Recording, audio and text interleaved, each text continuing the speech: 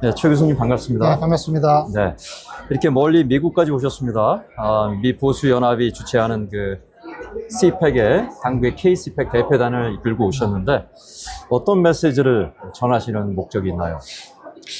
이번에는 특히 저희 KCPEC 임원진도 왔지만은 우리 학생들이 한 20여 명이 자기 돈을 내고 이렇게 동반을 했습니다. 그래서 사실 젊은 세대들이 그 보수의 가치가 그동안에는 그냥 거저 주어지는 줄 알았는데 요즘 이제 한국의 상황이 결국에는 이 보수의 가치라는 거는 우리가 좀 같이 참여해서 풀뿌리 민주주의를 통해서 이렇게 지켜나가는 거다 하는 것을 좀 깨닫기 시작하고 젊은 세대들이 좀 깨어나고 있다.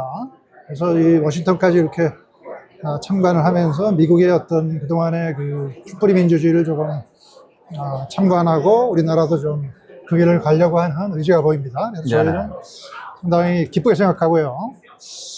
근데 그동안에 국내의 그 좌파라고 해야 되나요? 진보라고 해야 되나? 사실은 진짜 보수가 진보인데, 근데 우리가 흔히 얘기하는 그 진보 쪽은 굉장히 조직화되어 있고, 네. 사실은 참여력이 높죠. 그래서 조직력이 강한데, 이 보수는 그런 측면이 좀 부족했다. 그래서 우리가 KCPEC이나 이런 기관들이 다른 기관도 요즘에 많이 생겨나고 있으니까 어느 정도 이렇게 중심을 잡고 우리나라의 그 풀뿌리 보수주의의 그 진짜 가치를 좀 수립해 나가는 작업을 좀 하겠다 이런 말씀을 드리고요. 그거의 일환으로 특히 대통령의 어떤 탄핵 심판도 있고 하니까 이번에 이제 미국과 여러 가지 좀 협력을 할 수 있는 방안, 미국 측의 어떤 긍정적인 메시지를 좀 끌어낼 수 있는 방안 이런 걸 좀 도모하기 위해서 우리가 젊은 세대들과 함께 이렇게 노력하면서 미국에서 지금 활동하고 있다. 그러니까 우리 국내에 계신 분들도 앞으로 많이 참여하고 우리가 정말 이 새로운 그 보수주의를 수립하기 위한 노력을 하는 게 역사적으로 필요하다. 이런 메시지를 전달하고 싶습니다. 그 미국에는 이제 트럼프 행정부가 출범을 했는데 한국의 보수, 미국의 보수와 좀 연대했을 때 가질 수 있는 그런 장점들이라면 뭘 좀 들 수 있을까요? 네. 사실 보수주의의 가치라는 게 여러분들이 사실 말씀하시지만 간단하죠, 아주. 사실은 진실을 수입해야 된다. 그래서 진실이 왜곡되고 어떤 숨겨진 어떤 정치적인 어젠다에 의해서 이 어떤 특정한 세력의 어떤 정치적인 목적에서 활용이 되면 안 되기 때문에 이런 사실 상식적인 진실을 수립하는 일을 하고 있는 거고 그런 과제는 사실 미국이나 한국이나 공통적인 것 같아요. 보수의 가치를 잘 이해 못 하시는 분들도 있는데 한마디로 말하면 보수의 가치는 이것이다. 미국과 한국이 공유하는 어떤 것들을 들 수 있을까요? 사회의 여러 가지 왜곡된 진실들을 바로 잡아서 정확한 정보를 전달해서 국민의 자유의지에 의해서 국민이 또 자유로워야 되거든요. 자기의 자유의지에 의해서 여러 가지 선택할 수 있게 하고 그런 선택하에서 어떤 정치나 사회나 교육이나 이런 부분들이 이렇게 자율적으로 움직이는데 인간의 어떤 행복이 있다 이렇게 믿고요. 미국도 그런 사회를 회복하기 위한 노력하고 있고 사실 한국도 그렇게 해야 되는 것을 국민들이 깨닫고 있기 때문에 지금 말씀드린 여러 분야에서 앞으로 정보를 교환하고 공동 그 어떤 프로그램이나 이런 걸 통해서 협력할 수 있는 방안이 많은 것 같습니다. 그러니까 자유민주, 법치, 인권의 가치를 존중하고 특히 자유민주주의요. 그다음에 또 소수의 의견을 또 존중하는 그런 게 아니라 미국의 전통적인 이제 가치 중에 하나인데 앞서 말씀하셨듯이 지금 한국의 이제 윤석열 대통령의 계엄 선포와 탄핵 소추로 인해서 굉장히 정치적 위기를 맞고 있는데 앞서 그러한 이슈들도 좀 끌고 와서 미국의 인사들과 좀 나누기도 하고 한국의 상황을 전하기도 하고 싶다고 하셨는데 좀 반응이 좀 어떻습니까? 네, 저희가 트럼프 행정부에 직접 참여하는 분도 만나봤고 자문을 하거나 또는 그 외곽에서 서포트하는 분들도 사실 많이 만났습니다. 이번뿐만 아니고 지속적으로 만나고 있는데 그래서 우리가 그 한국도 미국과 same fight, 같은 투쟁을 하고 있다. 결국 한국이 투쟁하는 게 미국이 투쟁하는 것과 사실은 상통한다.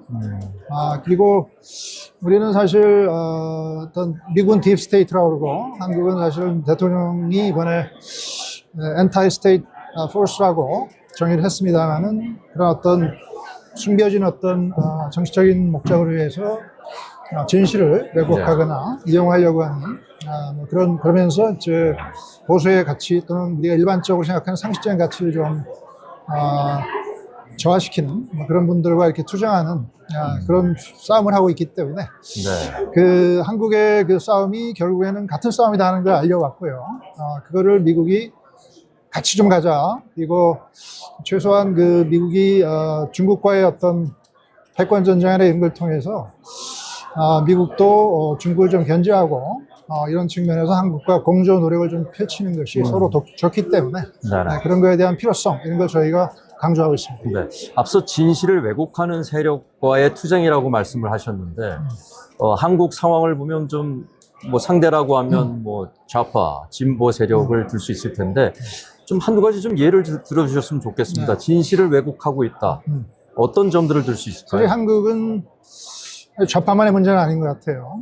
우파라거나 보수라고 흔히 얘기하는 분들도 사실은 뭐 선거 부정이나 이런 네네. 행위를 뭐 있다 없다의 논쟁만 하는 게 아니고 있다 없다가 중요한 게 아니고 상당수의 국민들이 합리적인 의심을 하고 있다면 마땅히 검증해야 되는 거거든요. 민주주의는 검증이기 때문에 진실을 이렇게 확인하는 거거든요. 확인하자는 게 어떻게 극우가 될 수 있겠습니까? 확인하자는데 그게 어떤 이념이겠습니까? 그래서 그런 단순한 어떤 검증의 문제가 어떤 이념적인 문제로 이렇게 왜곡이 되면서 의도적으로 그게 마치 극우 세력이 어떤 정치적인 목적을 위한 투쟁이라고 그게 왜곡이 되면서 그거를 언론이나 뭐 이런 그 매스미디어를 통해서 이렇게 지속적으로 확대 재생산하면서 국민들의 인식을 이게 마치 극우 세력이 정치 투쟁하는 걸로 이렇게 돌려버렸죠. 네네. 그게 보수 진영에서 그동안 좀 본인들이 활동했다고 하는 분들도 상당수가 사실은 그런 왜곡 전쟁에 참여를 했다고 봅니다. 그게 어떤 개인적인 동기나 아니면 정치적인 동기에 의해서 그랬다고 보기 때문에 또는 그러니까 말씀을 들어보니까 이런 맥락인 것 같습니다. 그러니까 의혹이 많이 있고 정황이 있으면은 그것에서 제기하고 확인하는 거는 좋은데 그 주장을 위해서 뭔가 있지도 않은 것을 덧붙인다든가 그래서 오히려 과장되고 왜곡하는 그런 문제가 좌우에 있는데 어떻게 보면 뭐 한국의 정통 보수 세력은 의혹이나 문제에 대해서 확인하고 조사하자 이러는 거는 정당하다 이런 말씀으로 들립니다. 네. 네. 그렇게 왜곡하고 어떤 정당한 검증 요구를 좀 폄하하거나 이러는 데는 네네. 사실 숨겨진 목적이 있다고 봅니다. 그래서 우리가 사실은 그 숨겨진 목적까지도 네. 분석을 해서 그 사실 자체를 알리는 것도 진정한 보수의 앞으로 해야 될 일이라고 생각을 하고 있습니다. 그러니까 제대로 목소리를 내는 것조차 어떤 구구 프레임에 이렇게 갇히게 만드는 그런 말씀을 지적하시는 것 같은데, 앞서 말씀하신 대로 지금 한국의 여러 정치적인 위기가 굉장히 이제 커지고 있는데, 그것의 깊은 맥락을 이해하려면 중국 공산당 시진핑 정부의 정권의 그런 아태 전략을 먼저 좀 깊이 들여다볼 필요가 있다. 그런 점을 이제 지금까지 강조해 오신 것으로 아는데요. 네. 좀 더 좀 구체적으로 설명을 해 주시죠. 사실 뭐 도련선, 그래서 영어로 하면 이제 아일랜드 체인 스트래터지라고 하는데요. 이 도련선 전략은 사실은 그 군사 전략 그 전문적으로 이제 공부하신 분들은 사실 기본적인 전략입니다. 그래서 미국도 그런 전략을 했고 지금은 이제 중국이 태평양에서 또 여러 가지 섬을 이렇게 연결하는 방어선을 구축함으로써 방어선 내에서 어떤 지배적인 지위를 차지하고 영향력을 확대해서 국가이익을 추구하는 거죠. 네. 그래서 중국은 중장기적으로 어떤 태평양에 아일랜드 체인을 이렇게 구축을 해서 그렇게 알래스카 북쪽에 보면 이제 지도에 보면 알래스카가 있고 남쪽에 보면은 하와이가 있습니다. 네네. 그래서 알래스카와 하와이를 이렇게 직선으로 그으면 태평양이 정확히 이렇게 반분이 됩니다. 그래서 왼쪽 부분을 그 중국이 지배적인 영향을 미치는 이제 지역으로 확보하려고 하는 거고 오른쪽 부분은 이제 미국이 스틸 영향력을 행사하겠죠. 그래서 두 나라의 그 강대국이 태평양을 이렇게 양분하는 관계를 수립하는 그런 이제 새로운 강대국 간의 관계를 수립하는 게 중국의 최종적인 목적이다. 네네. 이렇게 보고요. 지금은 그 왼쪽 부분을 차지하기 위한 전쟁을 중국이 벌이고 있는 거고, 그 일환으로 이제 한반도를 중국의 영향권 내에 두는 게 굉장히 중요하다. 왜냐하면 이제 한반도의 위치상 중국이 이렇게 태평양을 진출할 수 있는 교두보기 때문에. 그래서 한국의 어떤 친중 정권이 수립되고 그 안정적으로 유지되는 게 중국의 사활을 걸고 그 국가익이 굉장히 좌우되는 이슈다. 이렇게 중국을 보는 것 같습니다. 네. 근데 마침 또 미국이 패권 전쟁을 벌이고 있고, 그래서 중국은 그 한국과 어떤 친중 정권을 이렇게 구성하는 게 네네. 중국의 어떤 장기 전략뿐만 아니고 생존 자체를 위해서도 필요하기 때문에 한국 정치에 상당히 개입할 수 있는 충분한 윤을 갖고 그동안 노력을 해왔고요. 네. 여론 조작이나 부정선거 개입이나 이런 게 그런 맥락에서 벌어지고 있다. 네. 그러니까 우리는 이제 그런 전체적인 맥락을 이해할 필요가 있다 이렇게 생각됩니다. 네. 말씀하신 대로 뭐 이 동중국해 영유권, 남중국해 영유권 분쟁이라든가 이 중국 시진핑 정권이 아주 노골적으로 이웃 나라들의 이제 강압적인 방법을 쓰기도 하고 또 캐나다 정부가 확인했듯이 선거에 직접 개입한 증거를 포착해서 확인까지 하는 정도라면은 지금 말씀하신 걸 적용해 보면 바로 그 이웃 나라인 이 대한민국에도 충분히 중국이 정치적인 영향력을 또는 여러 수단을 통한 그 사이버 해킹이나 주요 시설들에 대한 어떤 해킹 그런 것들에 대한 작업을 많이 했을 것이다. 뭐 실제적으로 중국인들이 한국에 들어와서 뭐 미항공모함이라든가 또 내지는 여러 군사 주요 시설을 사진을 찍다 적발된 사례들도 있고 했는데 이 문제는 이제 거기에 대한 증거가 얼마냐를 떠나서 이제 미국을 비롯해서 많은 나라들이 이런 거에 대해서 이제 반간첩법 이런 걸 강화하고 대응하는 추세인데 한국은 그러한 그 법 개정을 추진하는 것이 오히려 야당을 통해 막혀 있는 현실입니다. 그런 상황에 대해서는 어떻게 좀 풀이하십니까? 그걸 막는 것도 사실은 중국의 어떤 도련선 전략과 연결이 돼 있고, 그 어떤 암암리의 그 친중 세력을 한국의 정치나 뭐 경제나 이런 분야에 이렇게 양성을 했던 거죠. 그래서 뭐 한국 기업들이 사실은 대기업들도 중국에 투자를 많이 해오고 있고, 중국의 어떤 공산당이나 이런 세력과 사실은 친하게 지내 중국의 사업이 가능하잖아요. 그래서 인맥관계 형성이 돼 있어요. 근데 그걸 이제 중국은 충분히 활용하면서 그런 기업들이 이제 한국 내에서 매스미디어나 이런데 사실 광고주지 않습니까? 네. 그래서 기업들이 가장 큰 광고주잖아요. 그래서 직접적으로 뭐 한국을 공략하는 측면도 있고, 네.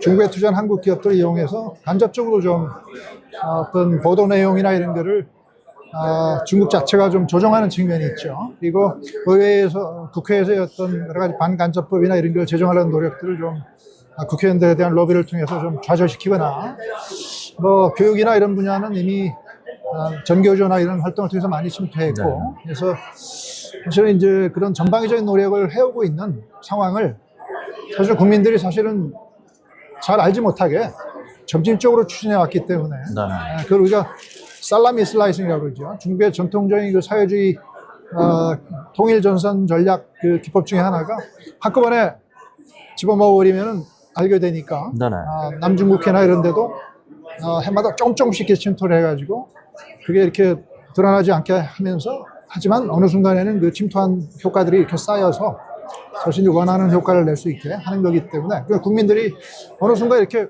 깨달을 수 있을 정도의 사회 자체가 사실 친중화되어 있는 걸 대통령의 비상계엄 선언을 통해서 이렇게 확인하게 돼버린 거죠. 그동안 몰랐던 걸 확인하는 계기가 됐다. 이렇게 봅니다.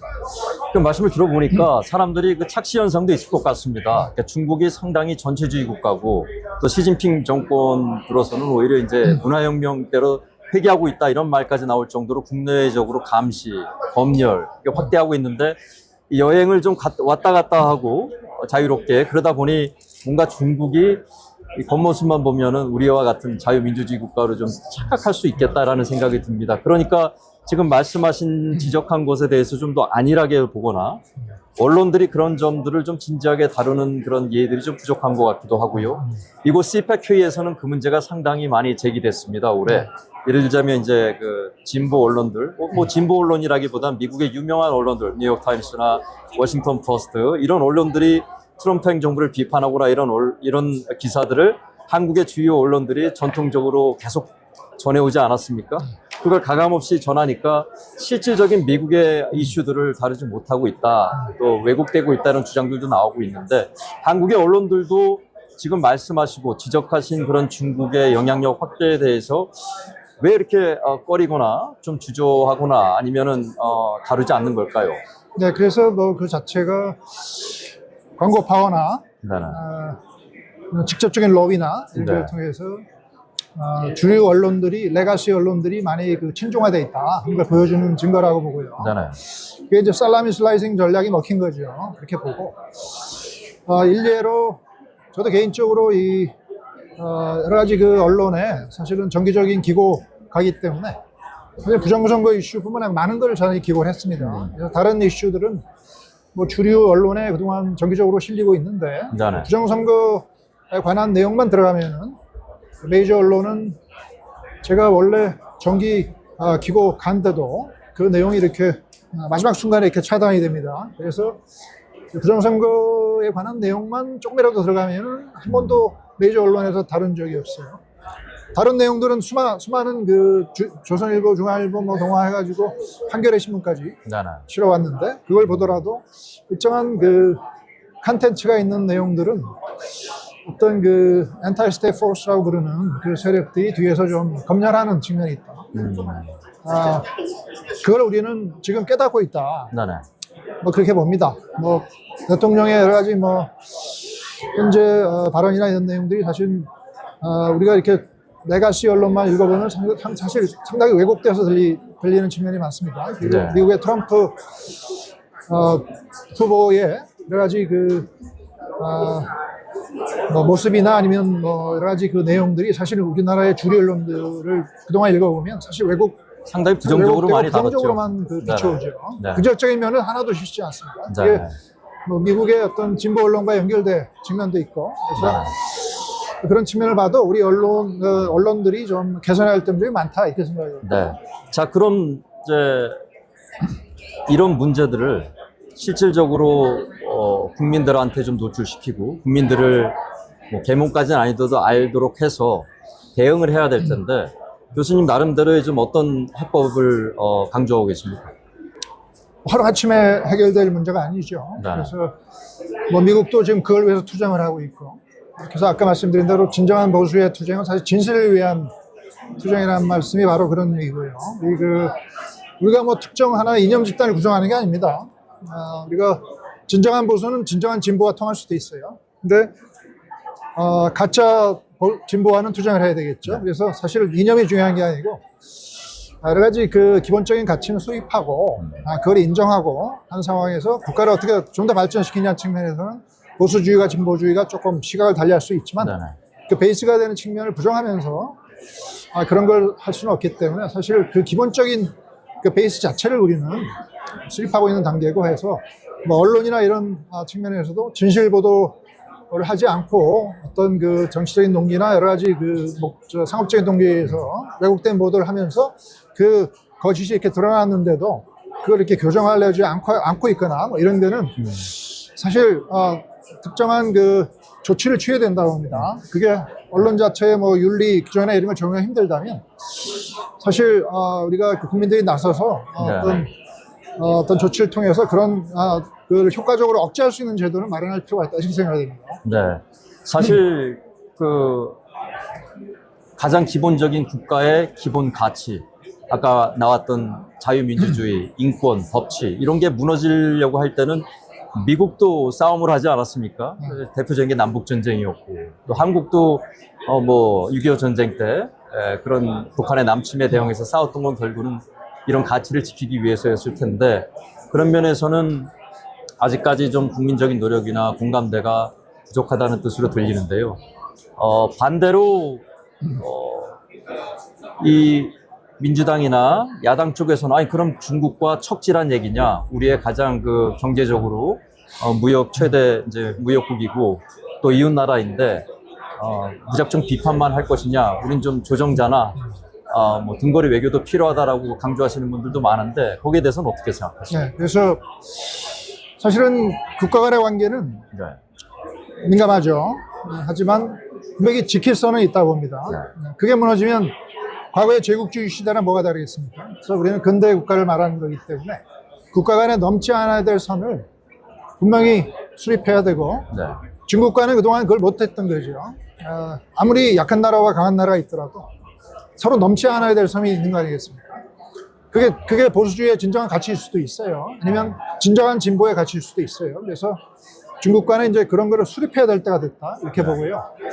협력해야 될 분야는 있고, 그걸 빌미로 넘지 않아야 될 선까지 넘으면서 다른 나라를 부정선거를 뒤에서 촉발하거나 네. 지원하거나, 예를 들면, 아니면 간첩 행위를 하면서도 그걸 처벌받지 못하게 어떤 그 나라의 오피니언 리더나 의원들을 동원한다든지 이런 거는 네. 넘지 않아야 될 선이기 때문에 그런 거 하나 둘씩 이제 중국과 수립해 나가야 되고 그거는 양보해서는 안 된다고 봅니다.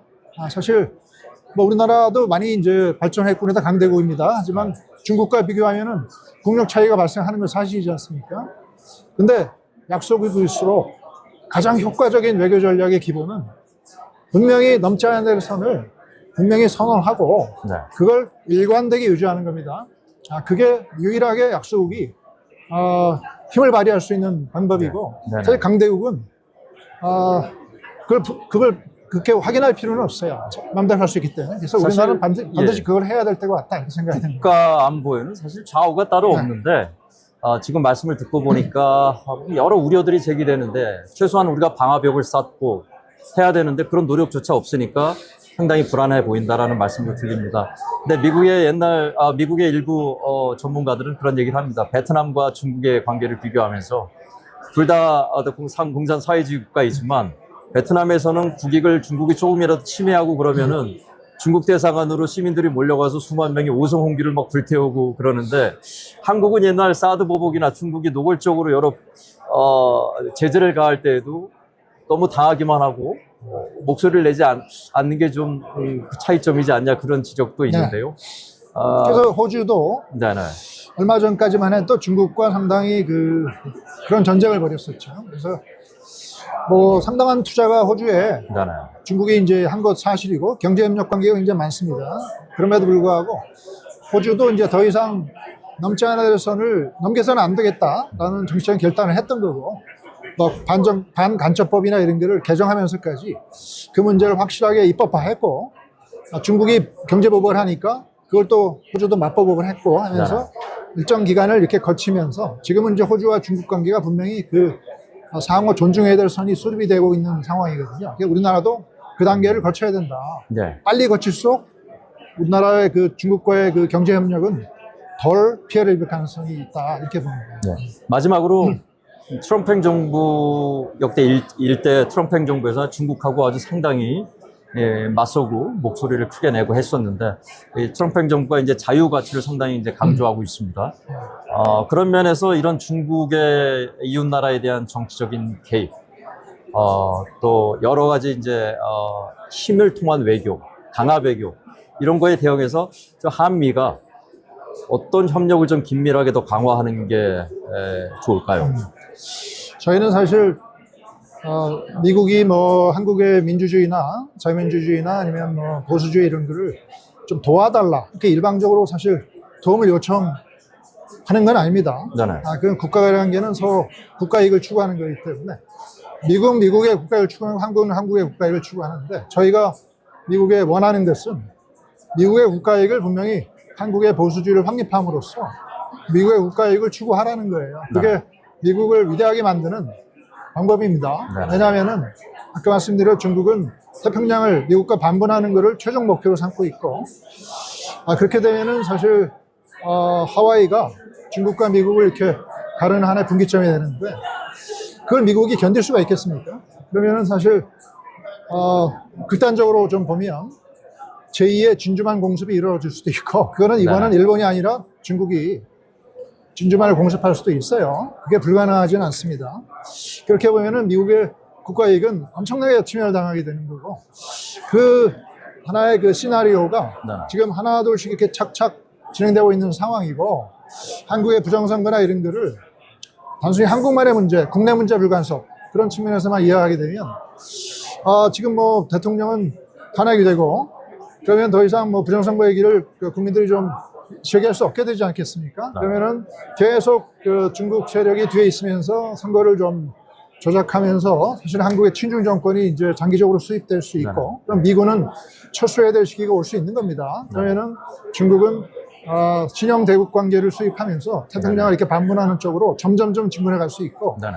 그런 시나리오가 차차 이렇게 진행될 수 있는데, 그 이렇게 irreversible하게 돌이킬 수 없게 진행될 수가 있습니다. 그걸 막는 그 첫 번째 중요한 고리가 사실은 한국에서 벌어져 온 부정선거하고 한국 윤석열 대통령이 이렇게 공식적으로 선언한 자기는 부정선거를 조사하기 위해서 계엄을 선포한 거다 하는 거를 미국이 그 가치를 인정해주고 네네.